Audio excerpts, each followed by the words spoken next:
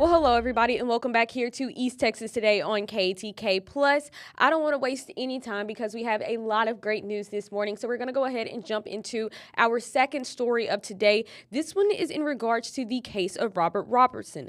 Now, Robert Roberson was convicted in 2003 for the death of his 2-year-old daughter, Nikki. His legal team argues the conviction was based on the now discredited shaken baby theory. Now, on October 16th will be the third execution date set for Roberson. Robert Robertson's attorney tells us Thursday that the days are ticking for the courts to step in and stop his execution. Now, one of the last options left for Roberson is asking the Supreme Court of the United States to step in. His legal team tells KTK News that that cannot happen until the Texas Court of Criminal Appeals denies a relief, one they say has been left pending by the state since February. Now, Gretchen Sween, his lead attorney, tells us the Supreme Court does not like to act on last-minute appeals. So every day that goes by without a ruling diminishes their opportunity to file that appeal. Now, let's take a look at what all she had to say in her complete interview with our newsroom. So here that is. Let's talk about the latest legal moves, starting with what happened yesterday. Those filings that you guys put in federal court. What are they? Can you explain to me what they are and what do you hope they accomplish for you guys? Yesterday, we filed what's called a motion for authorization in the Fifth Circuit Court of Appeals, which is a federal court. And what this is that federal habeas is always the last resort. It's a right guaranteed by the federal Constitution, but you're supposed to start in state court because that's where criminal convictions are, when we're talking about something like Robert's case. But the law allows that when you're in this situation where the state court has not been providing due process, you have a right to try to go to the federal court and say, please, please, please, let us start over here in our quest for a new trial. And one of the factors is if you can establish that there's a high probability that you're innocent.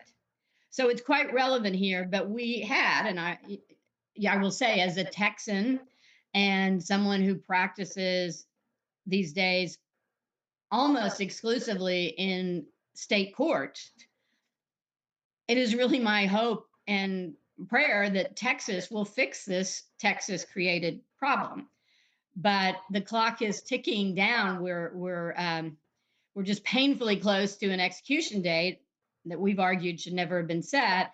And the court in Texas is still deliberating, filings that were submitted in February.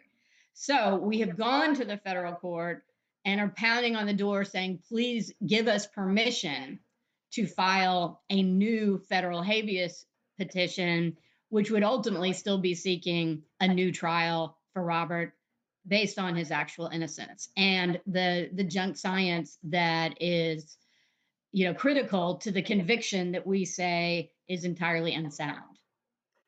And this is just a quick question, just for me to understand the system. If, let's say, you do get those filings and you get that new trial in that federal court, who takes up that case? Does it go back to the state? Like if it was to get a new Yes. trial? Okay. Yes, if he'd still have to be tried in a Texas state court, but it's like the in our system where you have both state and federal, there's sensitivity, and federal courts don't like to tell state courts what to do about criminal matters. But the fact is, the federal Constitution is the highest law of the land. And if somebody's constitutional rights have been violated, it's supposed to be the federal court that says, stop that. This person is still entitled to that fundamental protection. And here our argument is the fundamental right to due process by being executed for a crime that never occurred is a problem. And so it's, there are all kinds of ways to raise concerns about due process, but this is the most fundamental, that it shouldn't be okay for a state to kill someone when there's been overwhelming evidence of his innocence and no one has yet looked at it. And I think you kind of answered it. there, and with yesterday's filing is kind of an answer to this next question. But sorry, but talk to me about the move that you guys did recently about not seeking any clemency. Why do you think asking the board again to step in, the state board to step in, is not gives Mr. Robertson a chance, a good chance? Well, I would say this is not a common development. And this is one of the rare situations where the facts completely fit this federal right.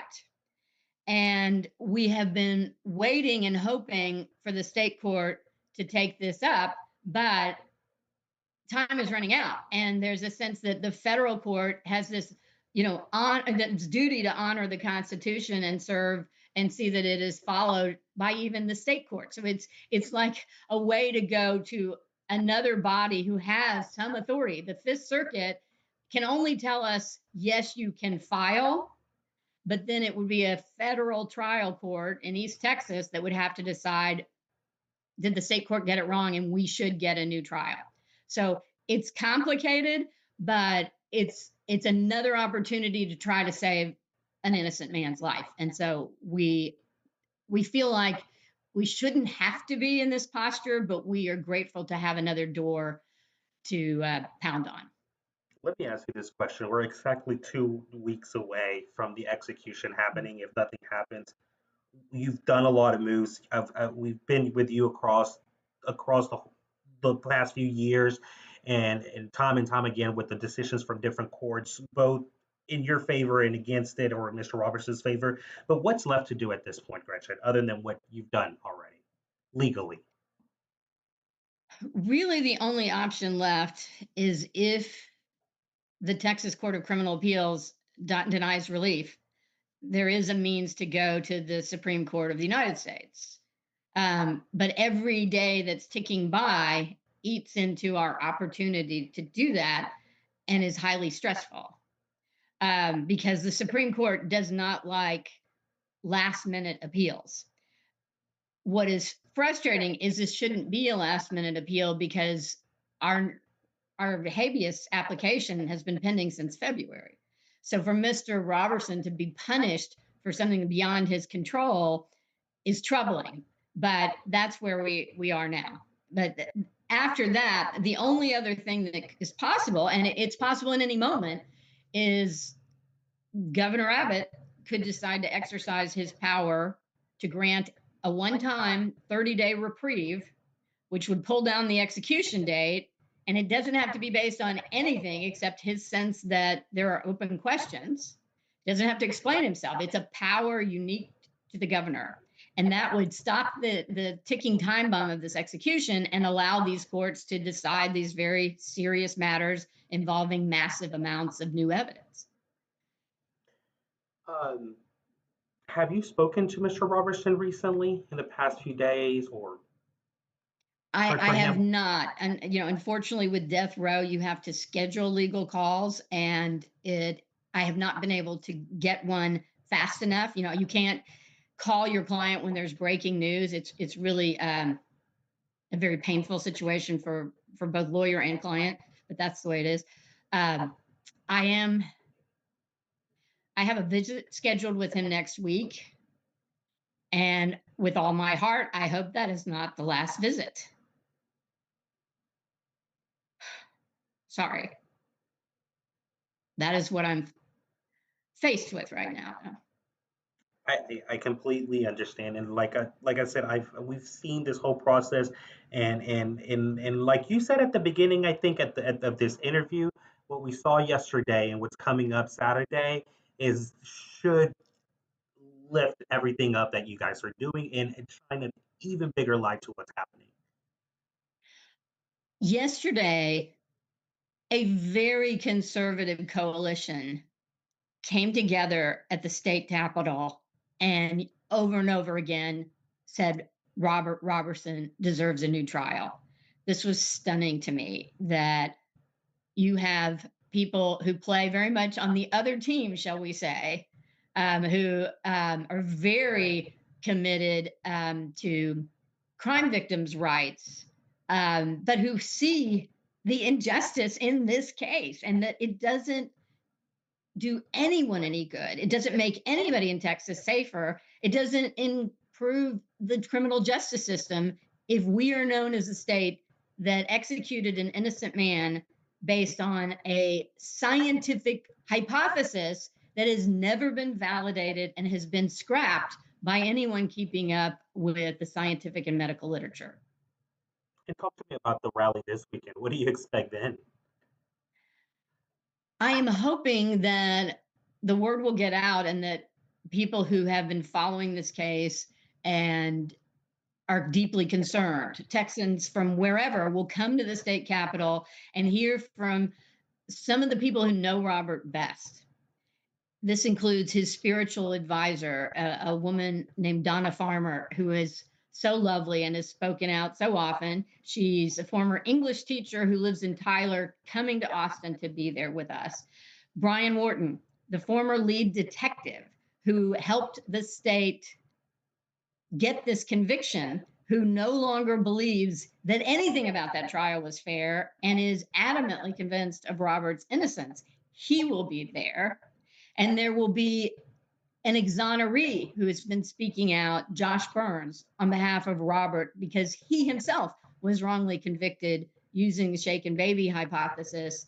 But he sees how his horrific experience of spending 1 year in prison is nothing compared to what Robert is facing. And yet it was the same junk science that was used to really dismantle their families for a time, and is an injustice that has to stop. And that's another thing the conservatives really recognize. They're very strong on this. Parental rights are not often honored as they should be. And there are all kinds of improprieties with the way Robert's parental rights and therefore Nikki's rights were disregarded at the very outset of this case, when he was just presumed guilty and then told he couldn't even be at the hospital as his daughter is dying.